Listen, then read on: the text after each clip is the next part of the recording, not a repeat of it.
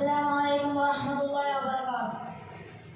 ബഹുമാനപ്പെട്ട ഉസ്താദുമാരെ, പ്രിയപ്പെട്ട എൻ്റെ സഹപാഠി സുഹൃത്തുക്കളെ, നാം ഇവിടെ ഒരുമിച്ച് കൂടിയത് ഒരു വലിയൊരു സ്വാലിഹായ അമലായി സ്വീകരിക്കുമാറാവട്ടെ. നമ്മുടെ എല്ലാ ചെറുതും വലുതുമായ പാപങ്ങൾ അല്ലാഹു തആല പുറത്തു മാപ്പാക്കി തരുമാറാവട്ടെ. പരിശുദ്ധ കാബ പൊളിക്കാൻ പുറപ്പെട്ട ഒരു വലിയൊരു സൈന്യത്തെ അല്ലാഹു തആല നശിപ്പിക്കുകയുണ്ടായി. ആ സന്ദർഭത്തിൽ ഇറങ്ങിയ ഒരു സൂറത്താണ് സൂറത്തുൽ ഫീൽ.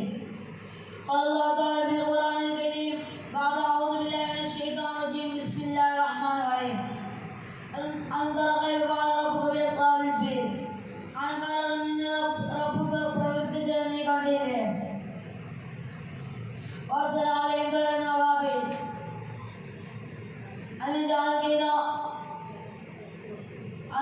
كيدهم في تضليل അവരുടെ തന്ത്രമായി വിഫലമാക്കിയില്ലേ? وأرسل عليهم طيرا أبابيل അവരുടെ മേൽ അവൻ കൂട്ടം കൂട്ടമായി ഒരു തരം പക്ഷികളെ അയക്കുകയും ചെയ്തു. തർമീം ബിഹിജാറത്തിൻ മിൻ സിജ്ജിൽ, അവ അവരെ ചുളക്ക് വെച്ച കല്ലുകൾ കൊണ്ട് എറിഞ്ഞുകൊണ്ടേയിരുന്നു. ഫജഅലഹും കഅസ്ഫിൻ മഅകൂൽ, അങ്ങനെ അല്ലാഹു അവയെ തിന്നപ്പെട്ടവയെ പോലെയാക്കിയില്ലേ? ഒരു ചരിത്രം പറയാം.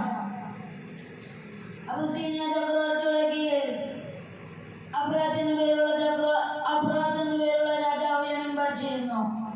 ഇവരെല്ലാം ക്രിസ്ത്യാനികളായിരുന്നു. ചക്രവർത്തിയുടെ പ്രീതി സമ്പാദിക്കാൻ വേണ്ടി അബ്രാത്ത് യമനിൽ സൻആ എന്ന് പറയുന്ന സ്ഥലത്ത് ഒരു ക്രിസ്ത്യൻ ദേവാലയം പണിയുകയുണ്ടായി.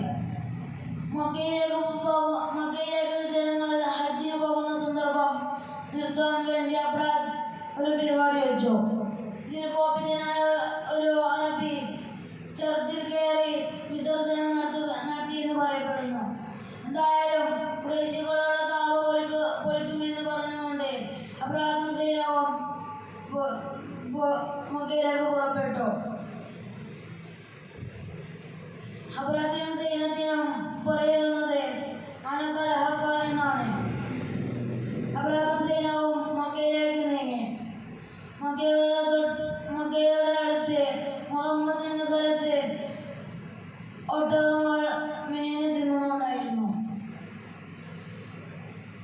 അല്ലാതെ അവ ഖുറൈശികളുടെ ആയിരുന്നു. രാജാവ് കൊള്ളയടിക്കാൻ പറഞ്ഞു. അവിടെ വെച്ച് ഹുനാദത്തുൽ ഹിമ്യരി എന്ന് പറഞ്ഞ ഒരു വ്യക്തിയെ മക്കയിലേക്ക് അയച്ചു.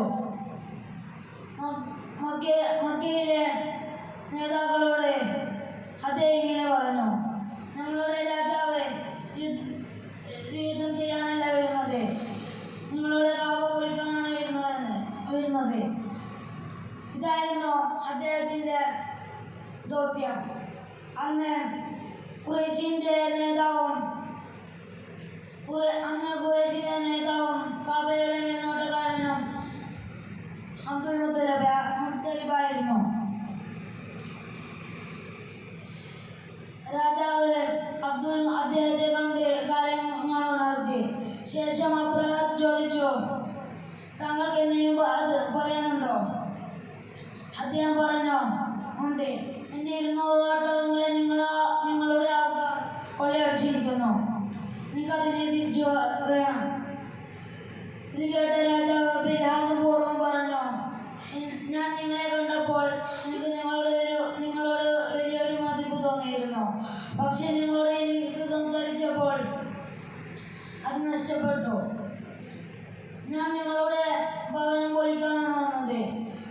പക്ഷെ നിങ്ങൾ നിങ്ങളുടെ ഒട്ടകത്തെ കുറിച്ച് മാത്രമാണ് പറയുന്നത്. അദ്ദേഹം പറഞ്ഞു: ഒട്ടകത്തിൻ്റെ ഉടമ ഞാനാണ്. ആ ഭവനത്തിൻ്റെ ഉടമ ആ ഭവനം കാത്തുകൊള്ളും. അങ്ങനെ അബ്ദുൽ മുത്തലിബ് അദ്ദേഹത്തിൻ്റെ ഒട്ടകങ്ങളെ തിരിച്ചു വാങ്ങി മക്കയിലേക്ക് വന്നു. മക്കയിലെ നാട്ടുകാരോട് പറഞ്ഞു: നിങ്ങൾ എവിടെയും വിട്ടുപോകുക. അങ്ങനെ അബ്രാത്തും സൈന്യവും മക്കയിലേക്ക് എത്താറായി. അപ്പോൾ ആന മുട്ടുകുത്തുകയുണ്ടായി. എത്ര പരിശ്രമിച്ചിട്ടും ആനകൾ എഴുന്നേൽക്കുന്നില്ല. അങ്ങനെ ആനകളെ കൊണ്ട് കിട്ടിമറിയുന്നതിനിടയിൽ കടൽ ഭാഗത്ത് നിന്ന്